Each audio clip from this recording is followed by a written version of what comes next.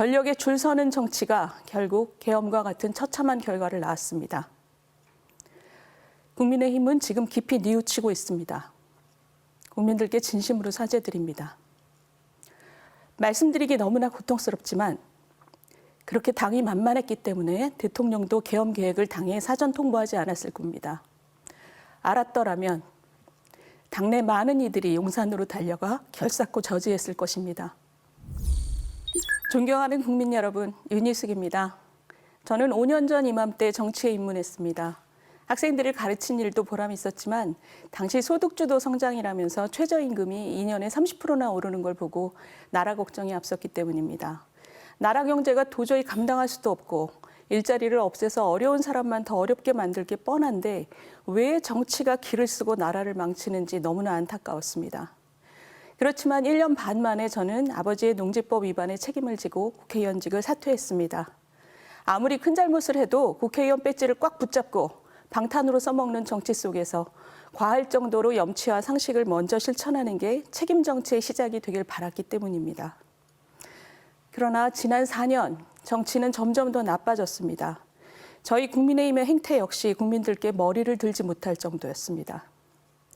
대통령의 심기를 살피며 2명의 당대표를 강제로 끌어내렸고 당대표 경선에 출마한 후보를 눌러앉히기 위해 수십 명의 국회의원들이 연판장을 돌리기까지 했습니다. 그런 움직임을 추종했거나 말리지 못한 정치, 즉 권력에 줄 서는 정치가 결국 계엄과 같은 처참한 결과를 낳았습니다. 국민의힘은 지금 깊이 뉘우치고 있습니다. 국민들께 진심으로 사죄드립니다. 말씀드리기 너무나 고통스럽지만 그렇게 당이 만만했기 때문에 대통령도 계엄 계획을 당에 사전 통보하지 않았을 겁니다. 알았더라면 당내 많은 이들이 용산으로 달려가 결사코 저지했을 것입니다. 얼마 전 파면당하고 사저로 돌아간 대통령은 이기고 돌아왔다고 말했습니다. 무엇을 이겼다는 건지는 모르겠지만 당에게 남겨진 것은 깊은 좌절과 국민의 외면뿐입니다. 그러나 국민 여러분, 꼭 짚어야 할 것이 있습니다. 계엄은 이 모든 것의 시작이 아니라 너무나 혐오스러우면서도 익숙한 우리 정치의 고름이 터진 결과라는 점입니다. 3년 전 새 정부가 들어서자마자 바로 그날부터 다수당은 대통령 탄핵을 압박하기 시작했습니다. 세기도 어려울 만큼 많은 공직자들을 탄핵했습니다. 방송을 장악하려고 방통위원장을 탄핵하고 당대표 수사를 보복하고 협박하려고 수사검사를 탄핵하는 시기였습니다. 아무리 차분히 바라본다 해도 지난 3년은 다수당이 의석수로 정부를 무력화시킨 무정부 상태였습니다. 국민의힘의 잘못을 회피하려고 드리는 말씀이 아닙니다. 이런 정치가 그대로인데 정권만 바뀐다고 무엇이 달라지겠습니까? 보다 냉정하게 상황을 직시하겠습니다. 국내 경제가 가라앉고 국제 질서가 요동치는 지금 우리 정치는 대한민국 코를 이끌 역량이 없습니다. 지난 40년간 1인당 국민소득은 3,500불에서 35,000불로 10배가 늘었고 김구 선생이 꿈꾸신 문화대국의 반열에 올랐습니다. 그러나 유독 정치는 여전히 너 죽고 나 살자며 자기들끼리 싸우느라 국민은 안중에도 없습니다. 국민이 마음껏 뛸 수 있도록 하는 구조개혁은 등한시하고 표만 세는 퍼주기 경쟁에 몰두합니다. 대통령이고 야당 대표관 간에 정당을 장악하고 공천을 좌우하면서 의원들을 줄 세워 국회를 허수아비로 부려왔습니다. 이런 구시대적인 판에서 미래를 위한 중요하고 어려운 결정은 불가능했고 앞으로도 그렇습니다. 정치란 결국 국민을 장기적으로 이롭게 하는 결정을 내리는 것인데 우리 정치는 불능 상태에 빠진 지 오래입니다. 정치가 정신 차리지 않으면 대한민국 코의 침몰은 예정된 미래입니다. 요즘 국회의원을 모두 배에 태워 무인도에 버리고 왔으면 좋겠다는 분들이 많습니다. 맞습니다. 지붕이 오래돼 비가 새고 쥐가 끓으면 새 지붕으로 싹 갈아엎듯이 이제 나라의 지붕을 갈아야 할 때입니다.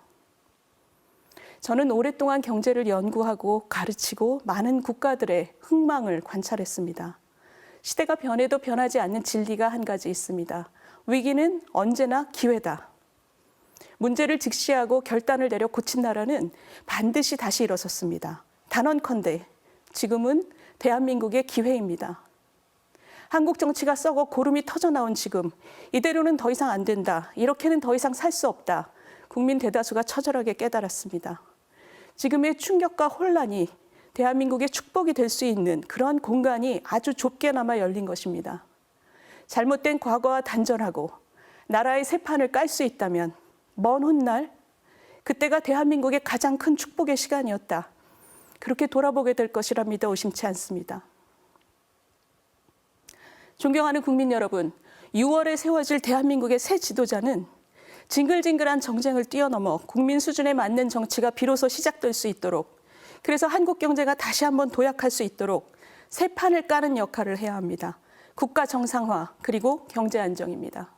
이를 위해 그는 첫째, 취임 첫날 당적을 버림으로써 1호 당원이 아닌 1호 국민임을 천명해야 합니다.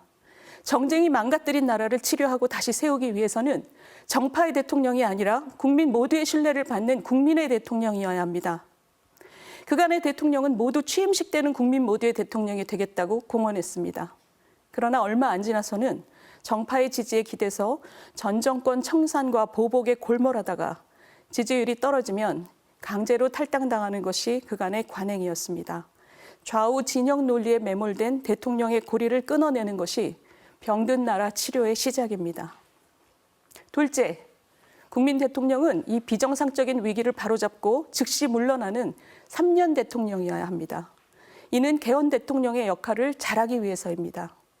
제도가 아니라 사람이 문제라는 주장도 있지만 87년 이후 40년간 대통령 8분 중에서 4분이 감옥에 갔고 2분은 자녀를 감옥에 보냈습니다. 3분이 탄핵 소추를 당했고 2분이 파면됐습니다. 이런 비참한 정치를 끝내기 위해서는 대통령과 국회의 권한과 책임을 재편하는 개헌을 더 이상 미룰 수 없습니다. 그래서 국민 대통령의 주된 역할은 선거가 없는 해 국회 주도로 개헌 논의가 잘 이루어지도록 성심껏 관리하는 것입니다. 단, 그 역할을 잘하기 위해서는 어떤 사심도 정파성도 없다는 신뢰를 얻어야 합니다. 그런 만큼 새 대통령은 2028년 4월 총선과 동시에 대선을 치를 수 있게 하겠다는 약속을 국민께 드리고 실천해야 합니다. 셋째, 취임 즉시 거국 내각을 구성해 경제 안정화를 위한 노력을 쏟되 정쟁과 완전히 분리시켜 협력해야 합니다. 어떤 정파든 상관없이 경제 통상 위기를 극복하는 데 필요한 유능한 인물들이 머리를 맞대는 모습을 국민들이 처음으로 보시게 해야 합니다. 승자 독식을 향한 패거리 점령군 정치가 아니라 협력의 정치가 시작되는 걸 보고 국민이 안심하도록 해야 합니다. 국민 여러분, 상처가 골마서 고름이 흐를 때 대충 닦아내고 반창고만 붙이지 않습니다. 그 속에서 상처가 더 곪을 것을 알기 때문입니다. 환부를 깨끗이 도려내야만 새살이 돋고 새피가 흐르기 시작합니다. 우리 정치도 이제 썩은 것을 도려내야 합니다. 당장 밉다고 한쪽에 회초리질만 하는 건 고름에 반창고를 붙이는 것과 같습니다. 진영화된 정치를 누구보다 더 악랄하게 이용해 먹은, 그래서 증오와 대립을 유발했던 정치인들이 희희낙낙하며 그대로라면 지금과 같은 증오의 정치가 반복되기밖에 더 하겠습니까? 저는 요즘 동네 주민을 만날 때마다 나라 걱정을 하게 해드려 정말 죄송합니다. 라고 사과합니다. 지난 몇 달 누굴 만나든 모두 나라를 걱정하고 있었기 때문입니다.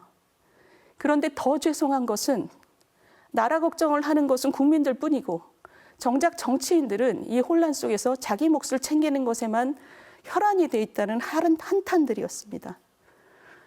그러나 어려운 때일수록 우리 국민은 힘을 합쳐서 위기를 돌파한 저력을 갖고 있습니다. 그 저력으로 지금의 위기를 기회로 만들어야 합니다. 정치인들이 정치적 이득을 챙기는 기회가 아니라 국민의 몫으로 만들어야 합니다. 국민 수준에 맞는 정치, 그게 바로 우리 국민이 마땅히 가져야 할 국민의 몫입니다. 감사합니다.